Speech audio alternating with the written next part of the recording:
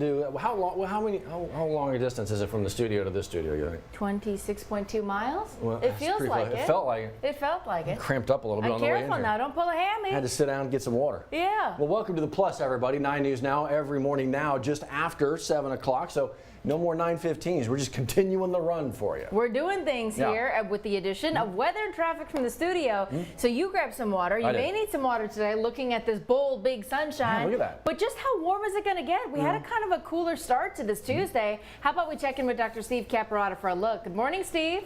Good morning, Liz. It's going to be pretty comfortable throughout the day. Not going to be as pretty as it is right now, I think, as some clouds start to roll in. But right now, still mainly clear skies, as you can see on our Sky 9 camera, brought to you by Our Lady of the Lake. Baton Rouge, Gonzales, New Roads, all 48. As cool as 40 in Macomb right now. Milder as you go on the west side of the Atchafalaya Basin, where we have seen some of those clouds start to move on in this morning. Not only that, our first alert radar network picking up on some returns near and west of Lafayette, back into western Louisiana.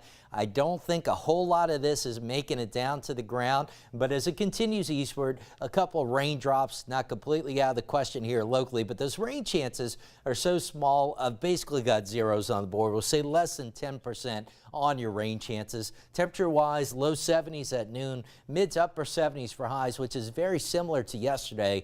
But with clouds overhead, those mid to upper 70s might feel a little bit cooler than they did yesterday. Here's a look at it on future radar. So you'll see the clouds overspreading the area. Some of those showers trying to move on in. But again, this looks a bit worse than what I think it'll be at ground level. Here we are at 3 o'clock, still mostly cloudy. And then on into the evening, any hint of light showers kind of dies out. Still some clouds around. So just a very slim chance of a few raindrops today, but a much better chance of showers and storms on Friday, giving you a first alert to that. We'll pick it up Thursday evening on the European. I think Thursday would largely get through the day dry. But the European does bring some of that rainfall in here by Friday morning. That's 6:30 Friday morning. Rains overspreading the area during the morning on into the early afternoon. That's 1 o'clock. This is where this particular model run ends. But suffice to say, showers and storms continuing into the afternoon and maybe the evening. Storm Prediction Center now adding in a level 2 out of 5. Slight risk of severe weather just northwest of Baton Rouge. I do think a few strong to severe storms could be in the mix on Friday. Keep an eye on that. The Weather Prediction Center has a 1 out of 4 marginal risk of flooding in green just northwest of Baton Rouge. 2 out of 4 slight risk for Friday. We're talking about 1 to 2 inches of rain on average for many of us, but those totals could be higher in spots. Today through Thursday, mainly dry, and tomorrow and Thursday, much warmer, mid to upper 80s. Get ready for what could be an active day Friday. Now, here's the good news. I think most of the rain is gone around daybreak Saturday. Most of your weekend's dry. I'll be cooler, highs only in the low 70s, lows back in the 40s Sunday and Monday. Temperatures start to rebound slowly next week with some rain chances returning. It is 7:06 now with a check on the roads. Here's John.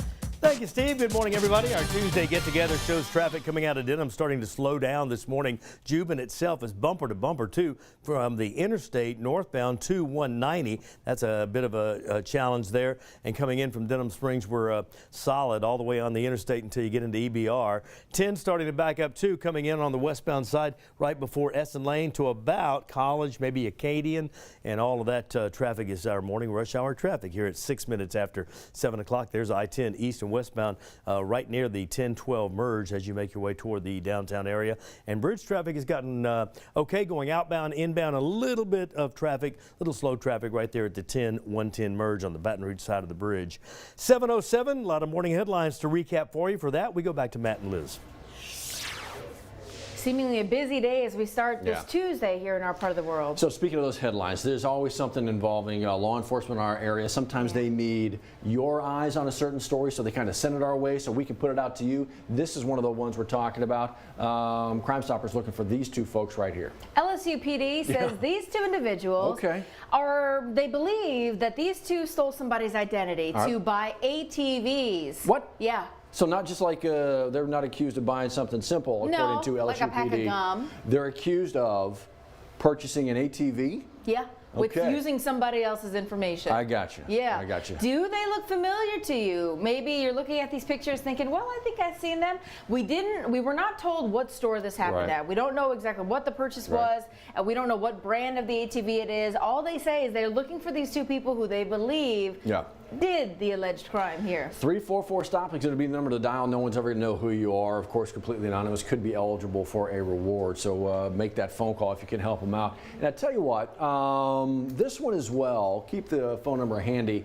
So from allegedly buying an ATV to not buying anything at all, but walking out with a whole ton of stuff. This is surveillance photo that we actually have in full for you. The guy is leaning back. This is quite obvious here. What's he got? Taking a lot of liquor from the Buffalo Food Mart in Baker. It's off of Groom Road. So Baker PD telling us this happened last Thursday. They're looking for this person or / people who may be responsible for stealing multiple boxes of liquor there. These are some of the images, a kind of a closer up image of surveillance footage from the store. Does he look familiar to you? Did you see someone maybe driving around that looks like a vehicle like that, maybe with liquor in the back seat? I was going to say, maybe it's weighted down on one side because my man put a lot of stuff into the vehicle here. So take a good look here. You can also travel over to the website, WAFB.com, and the 9 News app. We have the stuff waiting for you right there as well, the easy share. So see if you can help them out a little bit. But Baker PD would very much like to figure out who this guy is. They'd like some leads, that's for sure. They would.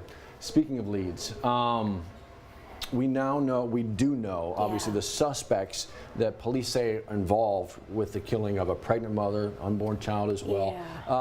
We're getting a bit more information about the suspects and about the victim as well. In the last 24 hours, we've learned that one of the suspects involved in this Marquez porch actually was a former employee, a part-time corrections officer with the West Baton Rouge Sheriff's Office.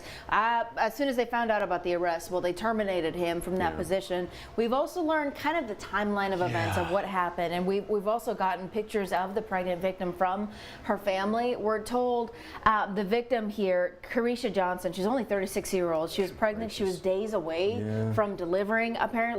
We're told she was dropping some friends off at a party, made her way there. She heard a round of gunshots, turned around to go get her friends when she was caught in a second round of gunshots. What? I know. It's a lot of moving parts to this. She was trying to go back for her friends. Not targeted, but trying to do, as you mentioned, trying to go back, literally driving into potentially gunfire, and these bullets found her, took her life and that of her unborn child as well.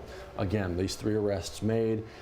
They could still, obviously, investigators use any information that you might have about what went on, but just learning these details about such an innocent victim and still another life lost to gun violence is it's just awful. BRPD calling this a case of mistaken identity, so there's still a lot of questions, including who is the shooter responsible here.